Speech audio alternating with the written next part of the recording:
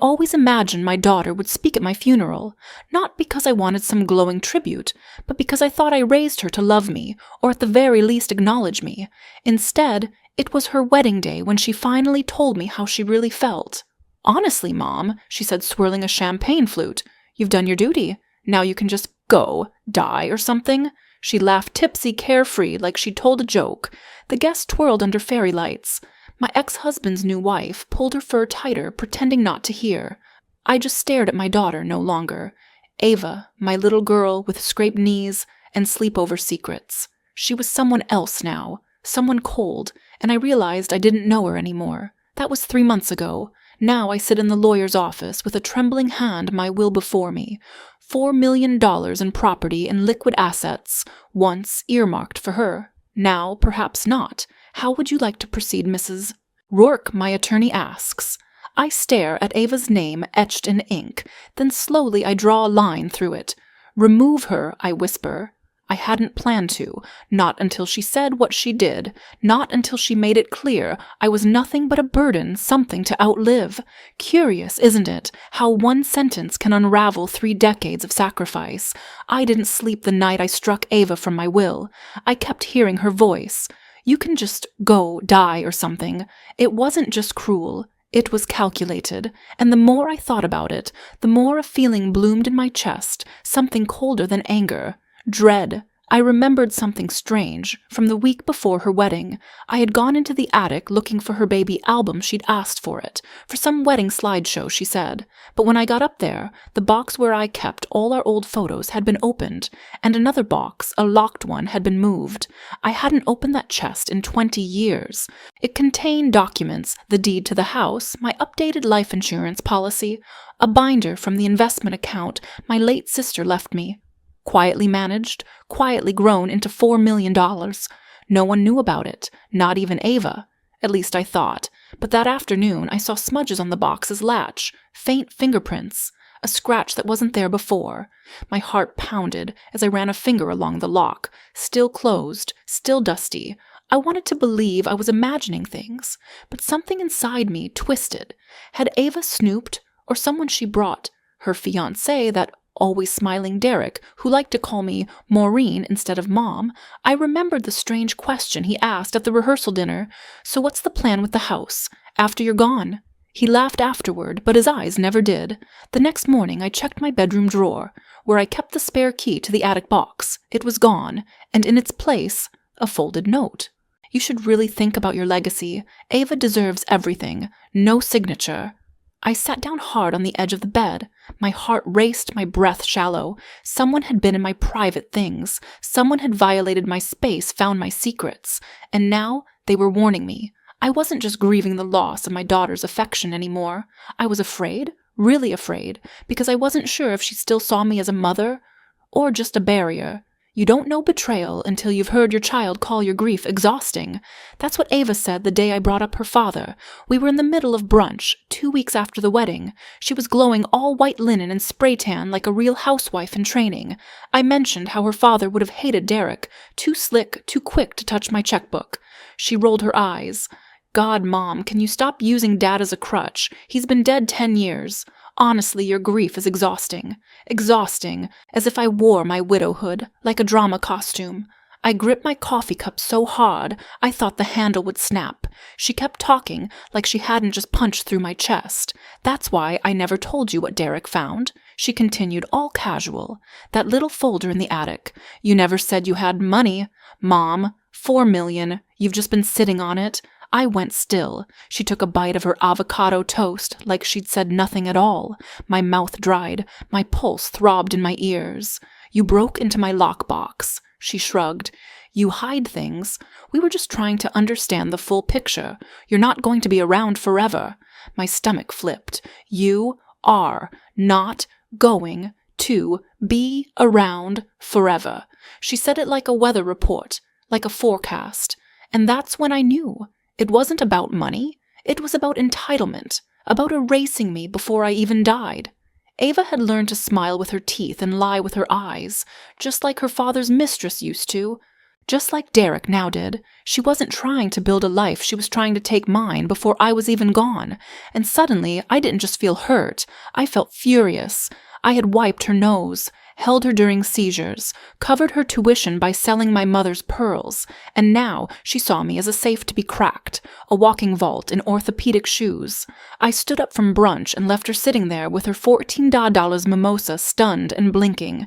She didn't follow me, she didn't even text. That night, I opened my journal and wrote 2 words in block letters: revocable trust. Not for her. Not anymore. The lawyer's office was cold, and I could smell rain on the glass. I watched it streak down the windows while Mr. Fenley adjusted his bifocals. "You want to exclude your daughter entirely?" he asked. Pen paused. I nodded. He tapped his pen twice. "There's one option we haven't discussed." He slid a document toward me. "It's called a disappearance clause. It allows a trustee to delay payout of an inheritance if the beneficiary is under suspicion, say, of coercion. Or worse." "Worse?" I asked, my voice barely there. He looked at me levelly. "Accidents happen." My fingers gripped the armrest. I'd come to protect myself, not to start imagining Dateline headlines with my name in the B-roll. But then I remembered the medicine cabinet. I keep my blood pressure pills in a day-of-the-week organizer. And that Monday, one of the compartments had 2 pills instead of 1. I never make that mistake. Ever. I'd started to feel dizzy that week. Nauseous week. I thought it was stress. Now I wasn't so sure. I hadn't told anyone, but maybe I needed to. "Add it," I told him. My voice didn't shake this time. "Add the clause." He nodded and began typing. That night I changed every password I had. I hid the lockbox key in the freezer. I started checking the locks 3 times before bed, and I began watching Ava's social media. She posted pictures of a new furniture, a Vespa expensive wine tastings. She wasn't rich, not yet, but she was practicing. Then one night, something new. A photo Derek on a balcony typing on a laptop.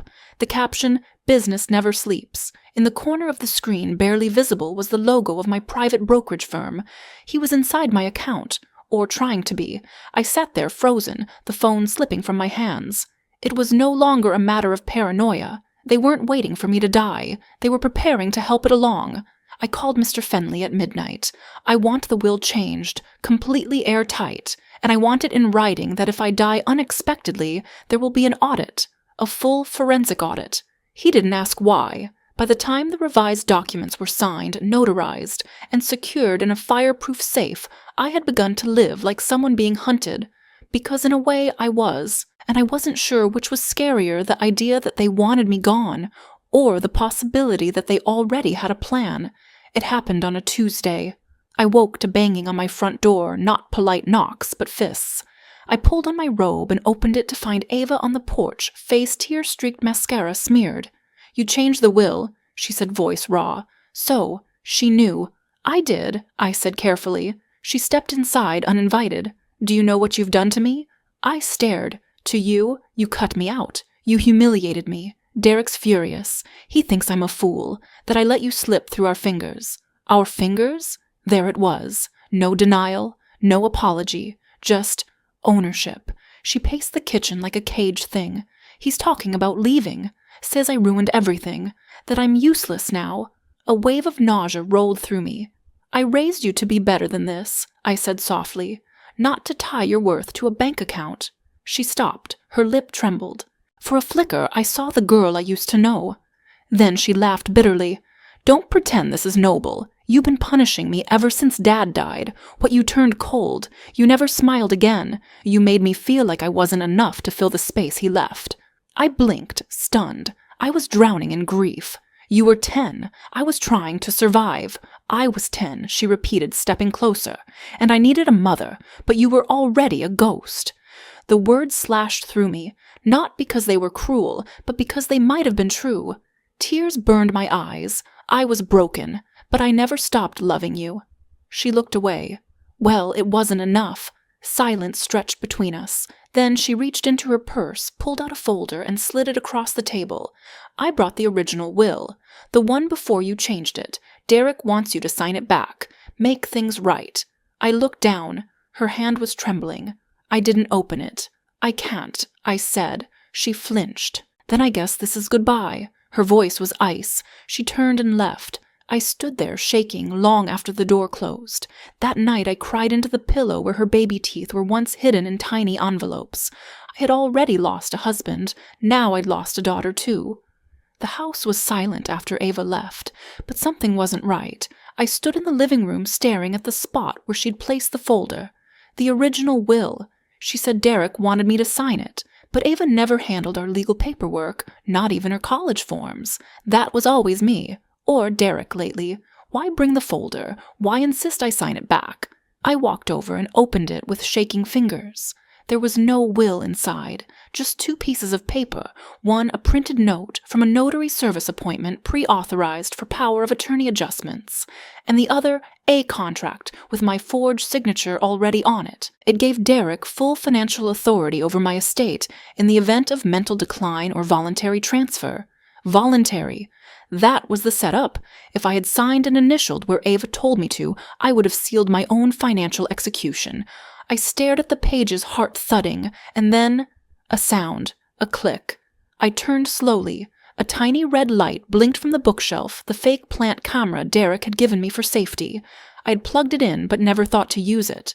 I opened the app on my phone, something I had forgotten I downloaded, and there it was, the entire conversation with Ava recorded in sharp audio. Her admission, Derek's furious. He thinks I let you slip through our fingers. Her pressure. He wants you to sign it back, make things right, and her mistake leaving the folder behind. It was all here.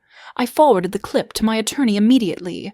30 minutes later, I got a text from Ava. Forget what I said. Derek was drunk. We were fighting. I didn't mean it. Can we talk? I didn't reply. Instead, I met Arthur Mr. Fenley at his office and handed him everything, the folder, the video, the printed notary note. He reviewed it all, jaw tightening. You've been gaslit, he said. They were setting you up for a power of attorney grab, 1 signature, and they could have emptied everything. I nodded. My voice was steady now. Can we file something to protect it all? He smiled a tight lawyer's smile. We already have. By that evening, I had moved the trust offshore, reassigned my estate under a holding company, and froze all access attempts through Derek's name. They'd been playing chess with me, but I'd just flipped the board. Spring came late that year. The lemon tree in my backyard, the one Ava and I planted when she was 5, bloomed early anyway. Stubborn, just like her. I sat on the porch with a mug of tea, staring at the yellow fruit, ripening against all odds. And I realized something. Even bitter things grow sweet if they're given time. Ava hadn't contacted me since her last text. Derek did once, through a lawyer, a limp threat about emotional distress and implied slander. Arthur responded with a 34-page dossier, including the camera footage, forged signatures, and Derek's deleted Reddit posts bragging about soon coming into wealth. We never heard from him again. I hadn't seen my daughter since the day she left crying. Until the morning a letter arrived. Handwritten. No return address. Just a pale yellow envelope that smelled faintly like gardenia. Inside, Mom, I know you think I'm heartless. Maybe I was. But I want you to know the truth.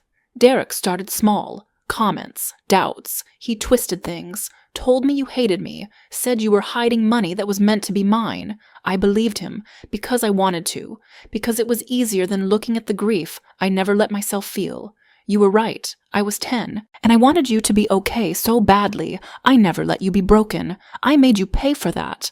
I'm sorry, I'm leaving him. He doesn't know yet, but by the time you read this, I'll be gone.